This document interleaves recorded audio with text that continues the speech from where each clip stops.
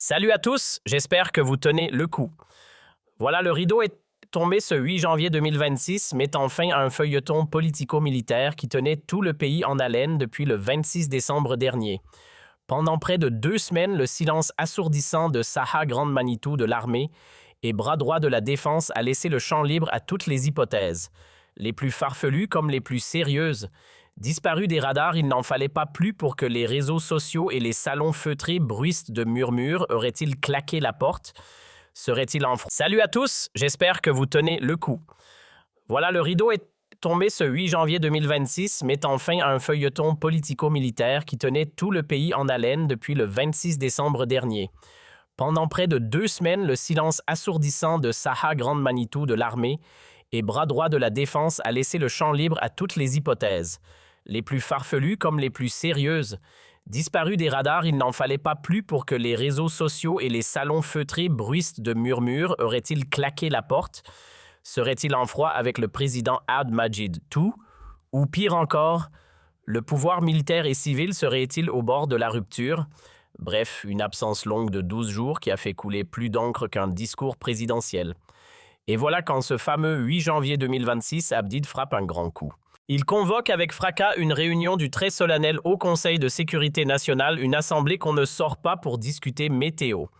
À la table, le gratin de l'État, les visages qui comptent. Cheng était là fidèle au poste. Autour de lui, tous les pontes du régime avaient répondu présents, l'intérieur, les affaires étrangères, la justice, bref, les ministères lourds, mais aussi les figures de l'ombre, le général Hassan à la DGSI Sécurité intérieure, le général SR à la DDSU, les barbouzes de l'extérieur, le chef de la gendarmerie, le patron de la police nationale, le fameux Ali Badaï, et bien sûr le responsable de la sécurité militaire. C'était un peu comme si tout l'appareil sécuritaire du pays avait été convoqué pour un conseil de guerre ou une mise en scène bien huilée. Et d'après la présidence, tenez-vous bien, cette réunion titanesque n'avait qu'un ordre du jour, dresser le bilan de l'année 2025 et se projeter tranquillement sur les défis de 2026. Au menu défense nationale, sécurité intérieure, tension aux frontières, rien que du classique. Si l'on en croit le communiqué officiel, c'était presque une réunion de fin d'année version militaire. Sauf que là, tout le casting d'un thriller politique était réuni pour parler calmement de l'avenir. Étonnant, non, soyons clairs, le prétexte avancé pour cette réunion du Haut Conseil de sécurité nationale ne tient pas la route une seconde. Faire un bilan de 2025 sérieusement, si c'était vraiment l'objectif, un simple défilé de responsables sécuritaires dans le bureau présidentiel aurait largement suffi. Un par un en mode confessionnal républicain et le tour était joué. Mais non, on a préféré sortir l'artillerie lourde pour une mise en scène. Il faut rappeler une chose, les réunions de cette instance ne s'improvisent pas. Il y a des règles, un cadre juridique, des textes clairs. Ce n'est pas un apéro politique de fin d'année. Le Haut Conseil, ce n'est pas un club de réflexion. Il se réunit uniquement lorsqu'il y a du sérieux dans l'ère menace directe contre la sécurité nationale, tension diplomatique ou crise géopolitique à nos portes. Ce n'est pas un comité d'analyse stratégique, c'est une cellule de crise ultra sensible, ultra restreinte. Et pour ceux qui aiment les textes, petit rappel, un décret publié au journal officiel en janvier 2022 encadre noir sur blanc le fonctionnement du Conseil. On y apprend que seule une convocation du président peut l'activer dans des circonstances précises, soit pour trancher des questions brûlantes de sécurité, soit pour discuter des engagements militaires du pays, notamment en matière d'ordre public. Bref, pas pour distribuer des bons points de fin d'année autour de petites fours. En dehors des cas dits extraordinaire, le Haut Conseil de sécurité se penche aussi, figurez-vous, sur de vastes dossiers stratégiques.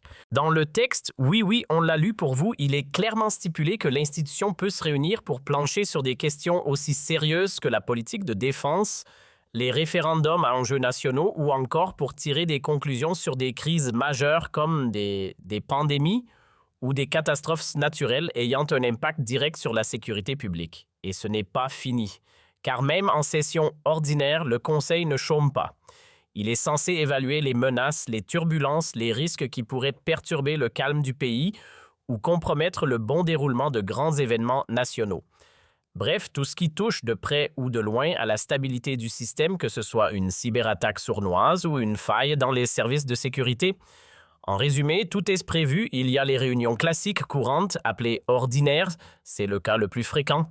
Et puis il y a les fameuses sessions dites exceptionnelles, convoquée uniquement lorsqu'il s'agit d'activer ou d'arrêter des mesures d'exception, comme celles encadrées par les très sérieux articles 97 à 100 de la Constitution. Autant dire qu'on n'y discute pas de la couleur des nappes à la cantine. Alors soyons sérieux, 2 minutes des réunions pour faire le bilan annuel dans un haut conseil de sécurité.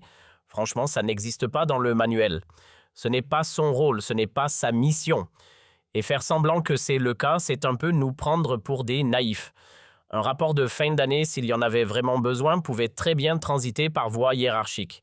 Chaque direction sécuritaire pouvait envoyer son petit dossier à la présidence et on n'en parlait plus. Pas besoin de rameuter tout l'appareil sécuritaire du pays pour ça. Organiser une réunion juste pour ça. C'est rarissime. Non, en fait, c'est bancal comme justification. Plus qu'improbable, c'est carrément tiré par les cheveux. Et ce d'autant plus qu'en Algérie, ce conseil dispose d'un secrétariat spécialisé, une sorte de cellule technique chargée de compiler, centraliser, traiter toutes les infos sensibles avant même qu'on se retrouve autour d'une table. Et ce secrétariat ne se contente pas de faire joli dans l'organigramme. Il prépare les dossiers, alimente la réflexion, transmet les décisions présidentielles et veille à leur exécution. En théorie, donc, tous les membres du Conseil reçoivent en amont les infos nécessaires. On se demande alors pourquoi réunir tout ce beau monde si tout peut circuler. Par écrit, petit rappel pour ceux qui auraient zappé le générique en Algérie, les membres du Haut Conseil de sécurité ne sont pas choisis au hasard. On y retrouve le président de la République, bien entendu accompagné de son trio ministériel de choc intérieur, affaires étrangères, justice, ainsi que le big boss de l'armée, le commandant de la gendarmerie, le patron de la police nationale, sans oublier les chefs des 2 services de renseignement intérieur et extérieur, le maître du renseignement militaire. Et puis, surprise du chef, le directeur de cabinet du président, oui, lui aussi est dans la boucle.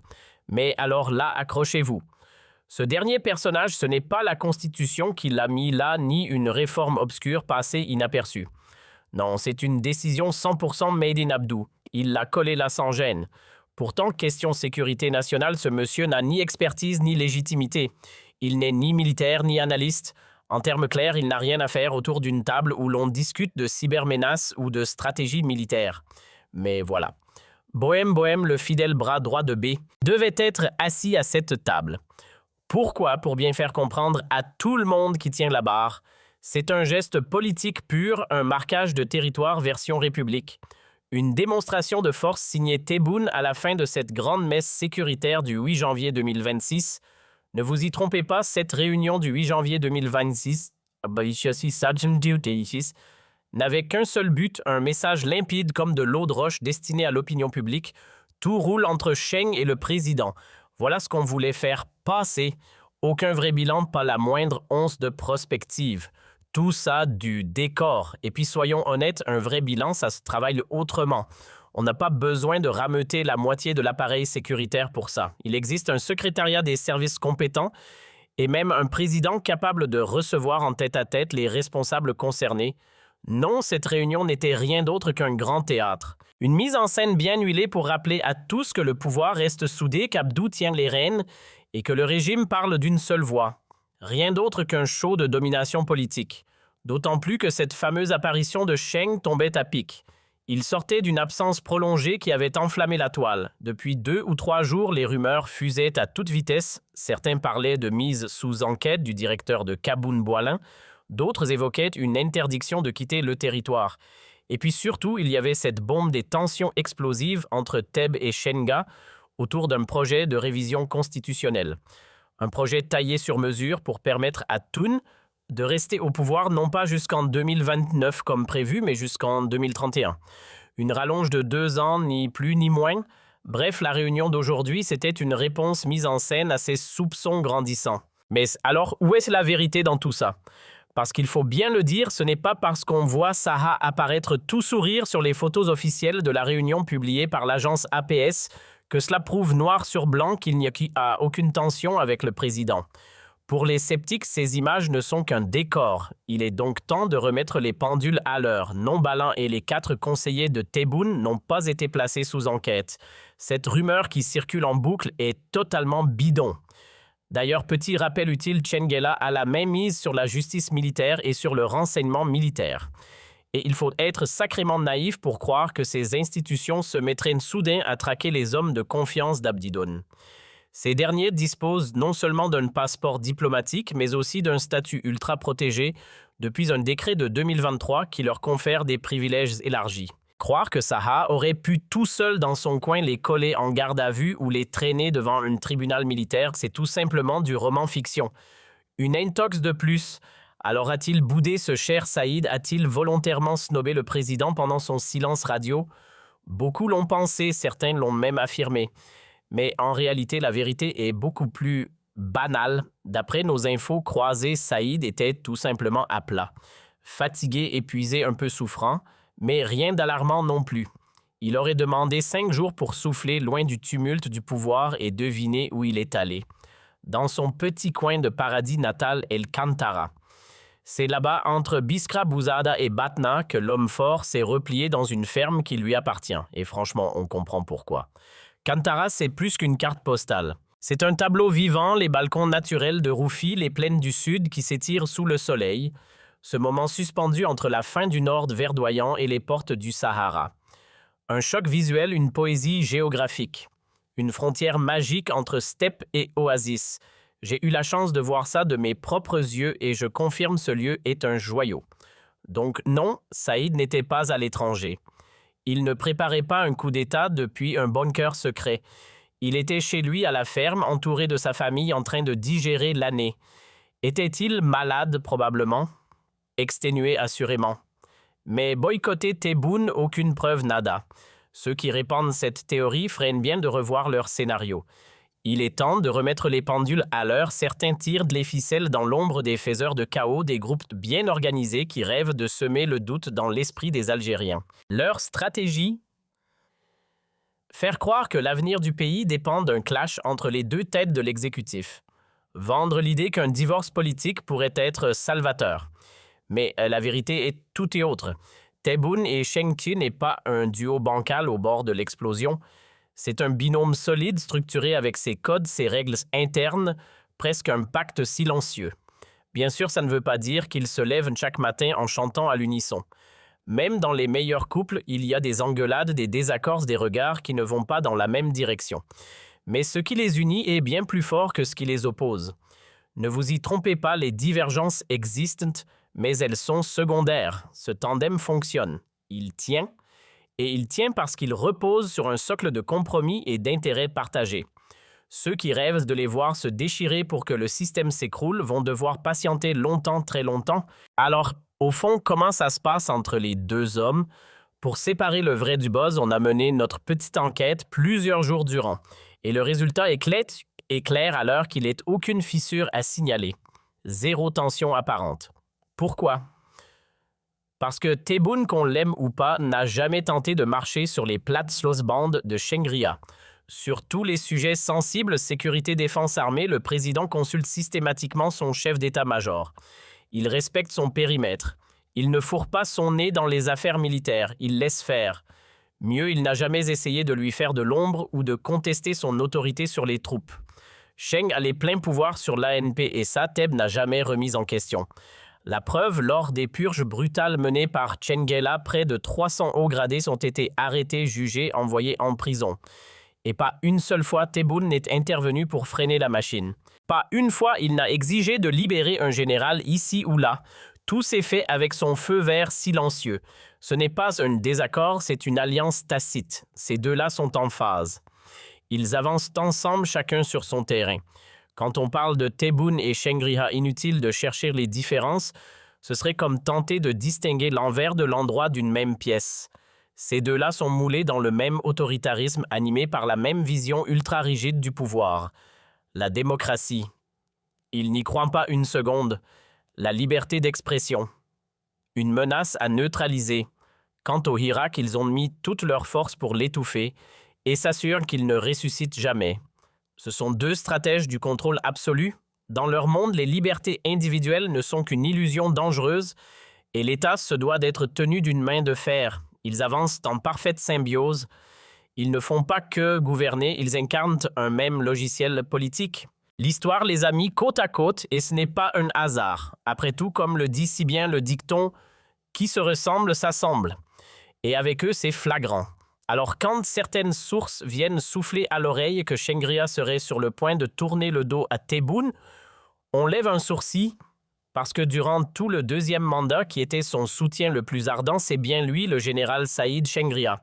Et une fois ce mandat renouvelé qu'il a élevé au rang de ministre délégué, encore une fois, c'est Tebboune lui-même. Alors ceux qui parinent sur une trahison feraient mieux de revoir les épisodes précédents. Après la reconduction de son mandat, devinez qui a validé sans sourciller toutes les demandes de promotion et de réorganisation dans les rangs de l'armée. Oui, vous l'avez, Abdel Tebboune lui-même. C'est lui qui a approuvé le départ du général-major Atamnia, jusque-là patron des forces terrestres. C'est encore lui qui a signé la retraite du puissant chef de la garde républicaine Ben Ali. Ben Ali, un nom qui sonne comme un écho militaire doublé. Autrement dit, entre les deux hommes, les concessions ont circulé dans les deux sens. Et pas des petites. Il y a eu des compromis tacites, des zones de respect mutuel bien délimitées. Tebboune ne met jamais les pieds dans les affaires sécuritaires pilotées par Shengria. Et en retour, ce dernier garde ses distances avec les dossiers économiques, les équilibres budgétaires ou encore les fameuses zones de 18 mètres, ces espaces de pouvoir que chacun défend jalousement. En Algérie, on appelle ça des précarés. Chacun son terrain de jeu, chacun ses lignes rouges. Et jusqu'à présent, personne ne les a franchis. Sur le terrain économique, budgétaire ou diplomatique, il faut le dire, franchement, Tebboune est en roue libre. Là-dessus, c'est lui le patron. Il prend les rênes, décide, oriente, c'est son domaine réservé. Cela dit, ça ne les empêche pas, lui et Shengria, d'échanger, de débattre. Et oui, il arrive qu'ils ne soient pas d'accord. Parfois même franchement opposés. Des désaccords, bien sûr qu'il y en a eu. Notamment sur le choix de certains premiers ministres ou sur l'attitude à adopter dans des crises géopolitiques sensibles. Il y a eu des frictions autour de la gestion sécuritaire de certains dossiers politiques brûlants ou sur la réorganisation de pans entiers de l'appareil sécuritaire. Bref, rien de surprenant. Deux centres de pouvoir, deux logiques, quelques clashs. C'est le jeu. Mais attention, faut pas fantasmer non plus. Shengria ne débarque pas au palais pour hurler sur Tebboune ou lui claquer la porte au nez. Et inversement, le président ne s'amuse pas à rabaisser son chef d'état-major ou à lui faire la leçon. Ce n'est pas une série Netflix ni une telenovela militaire. C'est un rapport de force subtile codifié entre deux hommes qui se connaissent par cœur et savent jusqu'où ne pas aller. Entre Tebboune et Shengria, c'est l'harmonie version blindée. Franchement, leurs désaccords sont si rares et si anecdotiques qu'ils ne font même pas trembler une ligne du scénario. Ce qui domine, c'est l'accord de fond. Ces deux-là partagent la même carte du présent et le même GPS pour l'avenir de l'Algérie. Et pour que ce soit bien clair, ils avancent main dans la main dans un modèle de pouvoir musclé. Tous deux défendent une vision autoritaire réfractaire à toute idée de démocratie. Liberté d'expression. Très peu pour eux. Libertés individuelles à surveiller, encadrer, neutraliser si besoin. Quand le Hirak a émergé, leur premier réflexe a été la méfiance puis la répression. Même posture vis-à-vis du Maroc hostile, ferme et sans nuance. Pour eux, l'Algérie doit imposer sa stature dans la région, pas tendre la main. Cela dit, tout n'est pas toujours parfaitement aligné. Sur certains sujets, comme la tension avec la France, par exemple, Shengria a pris ses distances. Il n'a pas validé toutes les sorties anti-françaises de Tebboune. Pareil pour certains choix de Premier ministre, ou la gestion de crises sécuritaires spécifiques, parfois il fait entendre une autre musique. Pas une rébellion, non mais une différence de tempo. Et maintenant, venons-en au dossier brûlant, la révision de la Constitution. Est-ce que Shengria s'y est opposé frontalement? Pas sûr. Dire qu'il était contre, ce serait aller un peu vite. Il est plus probable qu'il ait levé un sourcil, exprimé des réserves, genre « Franchement, ce n'est peut-être pas le bon timing. Le pays est fragile, les gens sont à fleur de peau, ça peut partir en vrille. Les opposants vont se frotter les mains et même des puissances étrangères pourraient en profiter pour semer le trouble. Mieux vaut temporiser, remettre ça à plus tard. » Et si justement c'était ça le signal? Ce petit doute stratégique aurait suffi à refroidir le moteur. Ou alors, hypothèse plus machiavélique, et si Tebboune et Shengria avaient eux-mêmes orchestré toute cette agitation autour de la révision, juste pour tester les eaux, une sorte de ballon d'essai lancé pour voir si le régime en interne est prêt ou pas à accepter un prolongement de règne. Mais la réponse, elle est tombée comme un couperet. Non, il n'y a pas d'unanimité. Et attention, ce n'est pas que Shengria bloque. Ce sont les cercles militaires, les services de sécurité qui craignent un dangereux remake de 2019. Rallonger le mandat de Tebboune pourrait rouvrir des plaies mal cicatrisées et faire ressurgir le spectre d'une crise institutionnelle comme celle qui avait secoué le pays à l'époque de la chute de Bouteflika. Attention à ne pas croire que Tchengria règne en maître absolu sur l'armée comme un empereur sur son empire. Oui, il est autoritaire, parfois même brutal dans ses décisions, mais il n'est pas seul à bord. Autour de lui, il y a tout un échiquier de chefs de région, de commandants de corps et un état-major qui, quoi qu'on en dise, lui parle, le conseille, le contrebalance. Et même si l'homme a le cuir épais, il n'est pas sourd. Sur les dossiers sensibles, il prend le temps d'écouter. Il lit les rapports en commande d'autres consultes, même d'anciens ministres ou figures du passé qu'il juge encore crédibles. Il sait que le silence en haut lieu peut coûter très cher. Cela ne veut pas dire qu'il partage le pouvoir pour autant. Non, lui, comme Tebboune, au final impose leur volonté. Deux chefs de meute, chacun avec son territoire, mais qui savent éviter de se mordre du moins en public. Ils se laissent de l'espace avec une forme de prudence stratégique. Il faut d'ailleurs se souvenir que lorsque Tebboune a été évacué en Allemagne pour raison de santé, Tchengria n'a jamais tenté de le pousser dehors. Aucun coup tordu, aucun jeu de coulisses. Mais ce n'est pas parce qu'il n'a pas voulu, c'est aussi parce qu'il n'en avait pas les moyens. Contrairement à son prédécesseur Gaïd Salah, il ne détient pas un pouvoir absolu sur l'institution militaire. Et pour cause, il n'a pas placé tous ses pions. Certains chefs militaires actuels sont des survivants de l'époque Gaïd Salah. D'autres sont liés directement à Tebboune, parfois même plus loyaux à lui qu'à Tchengria. En clair, le haut commandement reste fragmenté et l'équilibre des forces toujours instable. Non, ce n'est pas Gaïd Salah. Il ne joue pas dans la même cour. Il n'a ni le charisme écrasant ni la mainmise quasi totale que Salah avait sur l'armée. Il faut dire que Gaïd lui a eu 15 longues années pour bâtir son image, tisser ses réseaux et verrouiller l'appareil militaire. Et puis, n'oublions pas l'affaire du port d'Oran et ses kilos de blanche, un scandale devenu tremplin qui l'a catapulté au sommet. À l'inverse, Tchengria grimpe les échelons, oui, mais à pas mesuré. Pas de coup d'éclat, pas de forcing. Sa montée est douce, calibrée, méthodique, et surtout, elle ne rompt jamais l'équilibre soigneusement entretenu avec Abdelmadjid Tebboune. Entre les deux, c'est un jeu d'équilibriste. Alors, est-ce que ce duo solide peut se fissurer? Oui, c'est envisageable. Mais dans un seul cas de figure, si le pays venait à s'embraser, si un mouvement populaire reprenait de l'ampleur, si les foules descendaient dans la rue, si le régime devait faire face à une véritable insurrection, là, peut-être l'armée serait tentée de revoir ses alliances, voire de couper les ponts. Mais pour l'instant, ce scénario est loin d'être d'actualité. Aujourd'hui, quoi qu'on en pense, l'opposition est neutralisée. Certains sont derrière les barreaux, d'autres sous surveillance permanente. L'appareil répressif fonctionne à plein régime, et malgré ça, aucune révolte à l'horizon, pas un murmure dans la rue. Le pouvoir verrouille le pays d'une main ferme. Alors franchement, pourquoi voudriez-vous que Tchengria largue Tebboune maintenant? Regardons la situation sous un autre angle. Pourquoi Tebboune irait-il s'aborder sa propre machine, il a lui-même renforcée? Tchengria lui a offert un deuxième mandat sur un plateau, a fait place nette dans les casernes en éliminant toute concurrence potentielle, tous les généraux un peu trop ambitieux ou trop gourmands en pouvoir. Et puis soyons honnêtes, par qui le remplacer qui? Et surtout avec quelle garantie? Qui peut assurer que ce successeur ne finirait pas lui aussi par se prendre au jeu du pouvoir, par y prendre goût, jusqu'à rêver d'un destin à la Sisi? Là, au moins avec Tchengria, Tebboune connaît la partition. Ils ont partagé les coulisses du régime pendant 6 longues années. Depuis 2019, ils ont appris à se flairer, à se lire comme un vieux couple politique. Pas de surprise. Alors pourquoi Tebboune irait-il risquer l'inconnu? Pourquoi tenterait-il une autre équation militaire au risque de faire entrer dans la danse un chef d'état-major imprévisible, incontrôlable, ou pire, tenté par un coup d'état? Avec Tchengria, il sait exactement où sont les lignes rouges. Et inversement, ce tandem-là aussi, verrouillé qu'un coffre-fort fonctionne, ils se tiennent, ils se craignent, mais surtout, ils s'entendent à merveille pour verrouiller le pouvoir, tant que les rues ne grondent pas, tant que le peuple ne déborde pas les barrages et qu'aucune vague populaire ne vient bousculer l'équilibre installé, cette alliance Teb-Tcheng a encore de beaux jours devant elle. Personnellement, je ne mise pas un centime sur les supposés clashs internes, les querelles de coulisses ou les tensions in-off qu'on essaye de nous vendre. Ce duo, tant que le calme règne, tient bon. Qu'ils aient parfois des visions opposées, rien de plus logique. Mais croire que le régime actuel va scier sa propre branche alors même que l'accord entre Tebboune et Tchengria tourne à plein régime, ce serait suicidaire.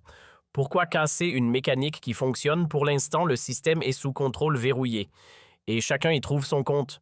Ce qui pose problème, ce n'est pas le présent, c'est le futur. Et là oui, la succession s'annonce épineuse. Qui cédera le fauteuil en premier, le président ou le chef d'état-major? D'un côté, Tebboune voit 2029 arriver à l'horizon. De l'autre, Tchengria n'est pas éternel non plus. Peut-être iront-ils jusqu'à 2027 main dans la main, puis viendra l'heure des deals. L'un prolonge à la tête de l'armée, l'autre s'invente un nouveau mandat. Le duo de choc pourrait vouloir durer encore un peu. Cheng, lui, ce n'est pas un président, il n'a pas les verrous constitutionnels au-dessus de la tête. Enfin, officiellement, il en a, mais dans la réalité du terrain, c'est plus souple que ça. Reste à savoir dans ce théâtre d'ombre quel sera le pacte final. Trop tôt pour trancher le contexte mondial toujours aussi instable peut, en un rien de temps, rebattre les cartes du pouvoir en Algérie et redessiner les équilibres internes. Mais ce qu'on a vu aujourd'hui, c'est clairement un numéro de muscle signé Tebboune, une démonstration de force scénarisée pour faire taire les rumeurs